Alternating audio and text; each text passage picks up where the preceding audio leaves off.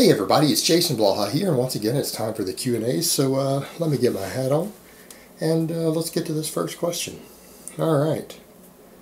For high intermediates to advanced that want to train more frequently, is alternating sessions between compounds and isolation movements every session a decent choice to keep a frequency up, but not burn out? If I press heavy 3 times a week, I tend to burn out, and I'm guessing it's because my strength levels put me in a range that is hard to recover from, if that makes sense. Thanks in advance. No, actually you're going to find that isolation movements, they won't impact your recovery itself, systematic recovery as much, but they're still going to beat up your connective tissue just as much, if not more. For example, you're talking about pressing. In my experience over the years observing lifters, people who do a lot of isolation work for their triceps actually end up having more connective tissue problems and inflammation than people who stick to just compounds. So what you're going to find, a whole day of isolation movements isn't going to correct your problem at all. It could in some ways exacerbate it. Yeah, your overall recovery will be slightly better, but then your specific connective tissue recovery is going to be worse. Once you get well into the intermediate and going on to the advanced range, you need to realize you simply can't train heavy every session. All right, that works fine for intermediates to some extent. Although some intermediates benefit from light days as well. I mean, if you look at Bill Starr's 5x5, that should give you a real good idea. It's not uncommon for even at fairly advanced intermediates to go to a lighter day out of their 3 workouts every week. Again, the body can only handle so much, and connective tissue can only handle so much, and as you're getting more advanced, you're capable of generating workloads that are beyond which your body can recover from. It becomes a lot easier to do so. Novice lifters, not so much.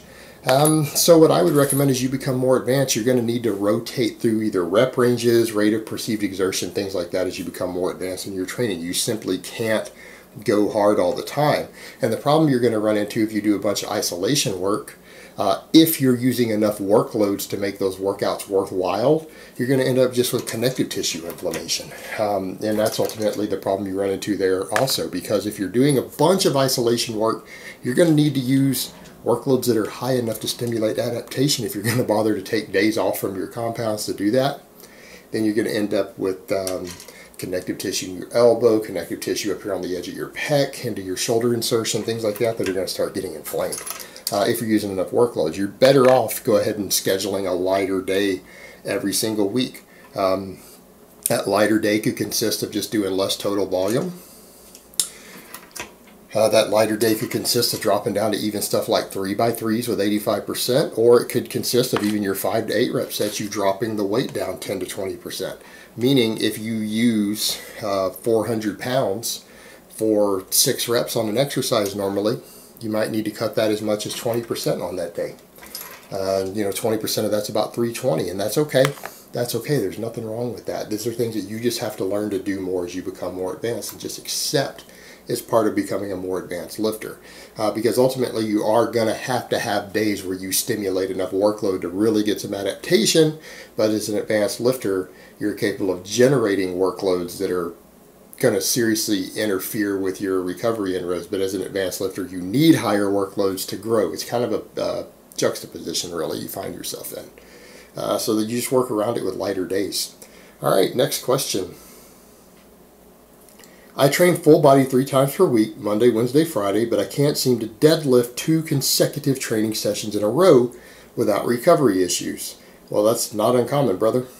However, I do respond well to splitting the movement up into an Romanian deadlift / Pendlay row.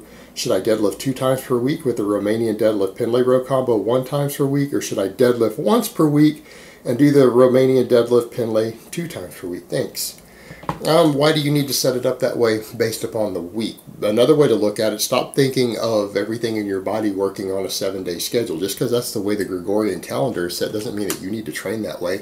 Why don't you just alternate it every other workout? Meaning start splitting it into a workout A and workout B.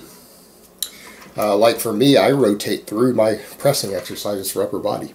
All right, I rotate through different days, no matter how many days I do it, where I do front push press, behind the neck push press, and other days where I just do strict dumbbell presses standing. Again, because I do a lot of overhead pressing, I do a very high frequency of overhead pressing. That's how I do it personally to get through some of these overuse issues. Now with the deadlift, obviously we're dealing with a little bit more complex of a beast. The deadlift itself beats up your recovery. So you could get away with doing one of two things. I would recommend to start, and again, seeing how strong you are, because this comes down to relative strength levels. If you're not extremely strong yet, and when I say extremely strong, if you're not past 500 pounds on the raw deadlift, okay, 500 pounds, it's probably okay for you to do every other workout. Meaning you can do workout A, you could go ahead and do your deadlift. Workout B, the next workout, Romanian deadlifts and Pendlay rows, which are going to be less taxing on your overall recovery. Then workout A again the next workout, and then rotate through them back and forth. So it's actually not going to be the same amount each week. And you'll probably find that a lot easier to recover from. When you reach a certain threshold in strength, though, depending on what sort of tonnage you're moving on the deadlift, you may find that you have to cut it back to just once a week, to where you just go to your Monday, your deadlift, and then your Wednesday and Friday, you do these two other exercises. And that's just the way you might have to split it up for overall recovery. But a lot of that's going to depend on what sort of tonnages you're working with, your individual recovery, your lifestyle, sleep, food. But I would try it first, the AB, and then if that becomes a problem, or you get strong enough it becomes a problem, then switch over to just deadlifting once a week with the conventional, and it'll be fine. All right, next question. Hey Jason, assuming after your novice program someone wants to stay with the general theme of full body squatting 3 times per week, etc., what would you change? As an early intermediate, could someone essentially do the same program but just slow down the progression and maybe cut the volume a bit? You could do that, but all right, let me put it this way. Slow down the progression, you're not going to have a choice. It won't even be optional to run anywhere near that progression. In fact, if you're a true intermediate, you probably won't even be able to do 50% of that progression. Let's just be realistic here. Yeah, you might need to scale the progression way back. You might need to go to some sort of periodization, and you might even need to have a slightly lighter day. It all depends on what you're doing. Now, I'm assuming you're doing this drug-free. Now, if someone's not on drugs, you could come in and do alternate accumulating days with max effort days just fine. You could do phases of accumulation, phases of somewhat max effort or heavy days, and not necessarily have to take the light days, depending upon what a person might be using. But if you're modestly enhanced or completely natural, you're a true intermediate wanting to squat 3 days a week, you're probably going to need to take a lighter day every week, like maybe your Wednesday or whatever. And Wednesday would be good if you're doing Monday, Wednesday, Friday, because Friday you have 2 full days off. You might be okay to go ahead and do relatively heavy on Friday and Monday again, but you might want to take the Wednesday with a lighter day. It's kind of like the other question. Look at the question I answered for the other more advanced guy. And take that into consideration there. And you're going to find a lot of programs do it that way. Start looking into stuff like Bill Starr's 5x5, start looking into, which is also called Mad Cow, start looking into the Texas method. You're going to note there are a lot of programs out there that do stuff like this, and that's perfectly normal. Because again, when you reach a certain strength level, you just can't go hard every single workout. Even if you're only training 3 days a week, 3 full body workouts every week done with serious workloads can still bear you once you become intermediate, and then definitely once you become advanced. It can absolutely bear you. So yeah, you're going to have to learn to regulate frequency, or not so much frequency because that's what you want to keep constant. You're going to have to learn to regulate volume and intensity in different waves as you become more advanced in order to facilitate stimulation, recovery, reinforcing different training signals. Lighter days still reinforce a training signal from a couple days before. In other words, if you squat fairly heavy on Monday and you reduce the weight 10 or 20% on Wednesday, you are resparking protein synthesis and you are reinforcing that initial training response from Monday, even though Wednesday isn't anywhere near progressive overload. Just keep that in mind as you become more advanced. All right, next question. Hi Jason, I've been powerlifting for about 1.5 years. And the other day, out of curiosity, I tried sumo deadlifts since my conventional setup gets me with quite a close hip angle, which is not very advantageous, and I'm even stronger than in my conventional deadlift, even when I never did sumo before. My goal is not just powerlifting, but general athletic performance as well, for which I know the conventional is better, but because of the bigger range of motion and posterior chain engagement. But being that I lift more on the sumo, I guess because I'm 6'3" and long legs, do you think I should respect my anatomy and train mainly sumo? Depends on what you want to do. It's a very, very simple question for you. You lift more sumo. A lot of people's anatomy allow them to lift more sumo. That's fairly common. It's another reason that I always say sumo should be banned in powerlifting. But under all the current rules, it's probably not going to be banned anytime in the near future in any big federations. So I would ask the question, what's more important to you? Overall athletic performance and development, or powerlifting? If it's powerlifting and you pull more sumo, there's your answer. Practice primarily sumo. If your goal is overall athleticism as a primary goal with competitive powerlifting as a secondary, then stick with conventional. Again, the conventional is going to put more overall size and strength on you than the sumo will. Simply because, again, more muscles involved, longer range of motion. I would stick with the conventional. So it really depends on what is more important to you. And again, this comes down to individual leverages as far as even the powerlifting. Plenty of world champions do conventional. Plenty of world record holders do conventional. But yeah, some people's leverages let them do more sumo. But again, it's not necessarily stimulating more strength or better athleticism or development just because you lift more weight on it. It is a partial exercise of the different biomechanics. Just you got to pick what's more important to you and run with that. I can't answer that for you. All right, next question.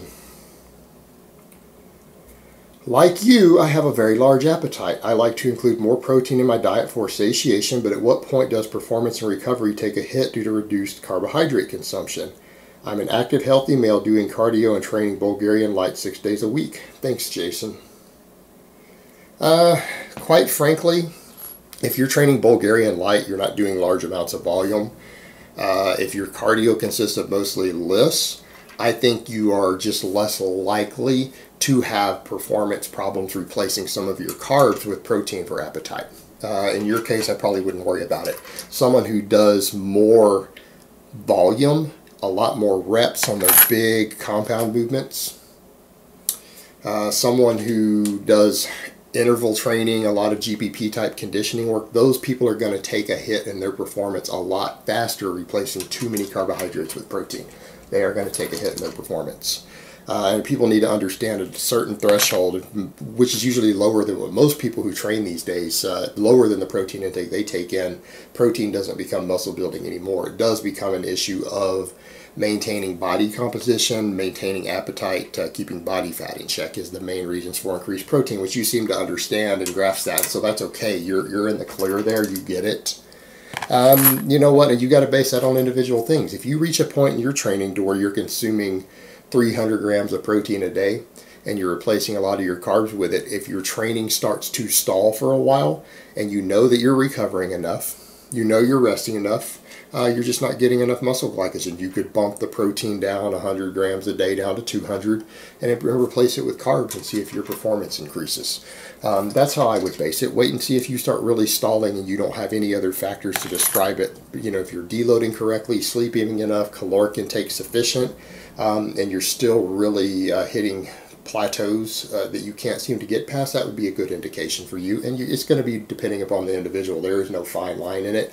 But I think with the style of training you're doing, you're going to have fewer problems with this than with other training styles. So you can get away with a lot more protein and less carbs with the way that you're training at the moment. But, you know, play it by ear. Just assess it based upon how the weeks and months go in your progression. All right, next question. Been almost 4 weeks since lifting since I quit my gym membership due to working overtime to get my home gym set up. What kind of strength loss should I expect from taking 4 weeks off, and how would you recommend I get back into the swing in terms of figuring out what kind of weights I should work with to start back up again? All right, you know what? The amount of strength and muscle you're going to lose is going to be the amount of strength and muscle you're going to lose. There's no scale for this. You're going to lose what you lose. And if you can't control it and it's already done and unavoidable, don't worry about it. Don't spend any time worrying about how much you lost. And I'm going to recommend come back into the gym and start with 50% of the weights you use. And I know you've taken a month off, and a lot of guys are like, well, after a month off, I should be able to come back in and hit it hard. Well, that's not the real world. That's not the real world at all. You know, depending upon the circumstances that happen, like me, if you guys recall, I didn't get to train for a month. When I left the UK to come back to the US, I had a lot of life circumstances that kept me from touching weights for a month. I lost 20 pounds in that month, by the way. There was a lot of stress going on and staying on a keto diet and everything else at the time. I lost 20 pounds. All right. When I got back to the gym, because of, again, things going on in my life at the moment, living in Texas, not having my own vehicle immediately, took me a little bit to get a vehicle, to get finance for one, get a Texas driver's license again. There was a lot of hassle. I was only getting to the gym once a week. All right, here's what I found. Yeah, I went from doing rep work with 475 on the beltless squat to almost getting buried under 385. Like my third session back, I almost got buried. All right, that's a 100-pound loss on my squat happened at that time. Now, it didn't take me long to start doing pause squats again with 405 because it comes back fast. But in my case, I lost a lot of muscle due to stress and other factors going on with it. But in your case, we don't know what you've lost. So you've lost what you lost. What I would say to you, as long as muscle loss hasn't been excessive due to diet and weight loss, along with the stress of the overtime, you probably haven't lost much. But start with 50% of the weights that you were using before. 50%, and I know that's going to sound crazy, but you got to retrain motor patterns. You've got to get the muscles used to working again. You might injure yourself if you try to go 80 or 90% immediately what you were doing before. Start at 50% and build back up. And if you took a month off from training, as long as you didn't diet or weren't overly stressed and didn't lose muscle mass, there's a good chance that within a month you will regain everything that you lost. But you need to start at 50% and every session increase that. Increase that 10-20%, whatever it takes to what feels comfortable. But you're going to lose a little bit, and you're going to find you're probably going to lose at least 10% even after a couple of workouts of building back up. You're going to find probably after a month off, your 400-pound lifts are going to turn into 350, 360-pound lifts, even after a couple sessions building back up to them. That's life. Build into it gradually. But I bet as long as muscle loss wasn't excessive due to any strict dieting and stress combined together, you're probably going to regain everything that you lost in 4 or 5 weeks. Took 4 weeks off, 4 or 5 weeks to regain it should be normal. You'll be fine. All right, next question. Hi Jason, I was considering changing from the mixed grip to the hook grip on deadlifts. Reasons being that people say, people being Omar Isuf, Rippetoe and Alan Thrall, that it can create upper back imbalances and can create uneven stress on the shoulders. However, some people have pulled their thumbs using it, just like people have pulled their biceps on the mixed grip. What's your opinion on the hook grip, and when would you switch to it? I don't generally advocate the hook grip. I don't think the hook grip is as good as the mixed grip. I think it has its own set of problems. I think it can cause nerve damage and problems in your thumb. I don't think it's worth it. I think mixed grip is better. That being said, it's like I made a video the other day about this. I don't agree with Alan Thrall and Omar Isuf on this stuff.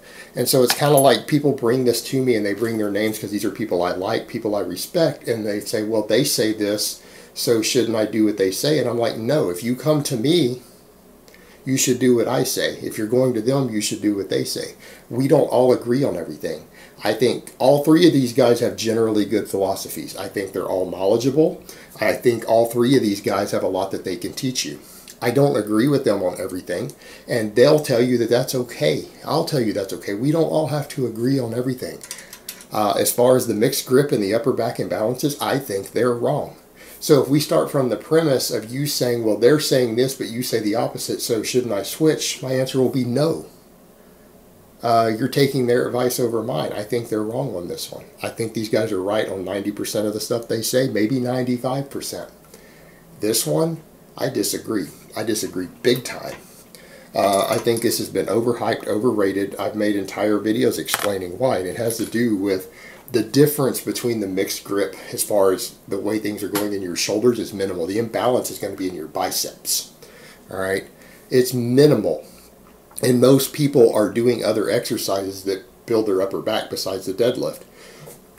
In fact, odds are most of you are doing lower volume on deadlifts than you are on rows. You're probably doing lower volume on deadlifts than you are on overhead pressing too. Both of those exercises build those same areas up also. So if you're getting a balanced load from those exercises, and even more if you're doing any sort of cleaning on top of it, some hang cleans or whatever, if you've got 3 different exercises that are building that area up evenly, why are you concerned about a minor imbalance from one exercise that you might be doing lower volume with, like the deadlift? I wouldn't worry about it at all. I wouldn't worry about that at all. And I feel like the mixed grip is better overall. I mean, there's always risk of injury with anything. But the risk of injury with the mixed grip I've covered before. I think a lot of it has to do with lack of bicep mobility, and joint angle specificity by not going low enough on curls and chin-ups, not doing incline curls, not doing dead hang chin-ups. That can create a situation where you have weak biceps at the bottom. That can promote a tear. If you listen to your body, you strengthen that range of motion, I don't think there's a real risk of bicep tears from the mixed grip. As long as you're not pushing excessively and you're not getting overuse injuries, you should be fine. The mixed grip has less chance of bar roll. All right, the mixed grip stops bar roll, and bar roll can be a problem for you on the deadlift. That can actually be your limiting factor, and that's the reason the mixed grip is more effective. All right, it's because it prevents bar roll. Hook grip doesn't prevent bar roll. Okay, so it's, in my opinion, an inferior grip style, and I think it carries its own set of separate risks. But don't worry about these muscle imbalances. If deadlift is the only exercise you're doing for your upper back, maybe you should worry about this. But that's a maybe. But if you're doing 3 other exercises that work those areas that you know are balanced, why would you worry about that? I wouldn't. Alright guys, but that's really all I have to say on that today. I hope it's been informative, and I will talk to you guys next time in part 2.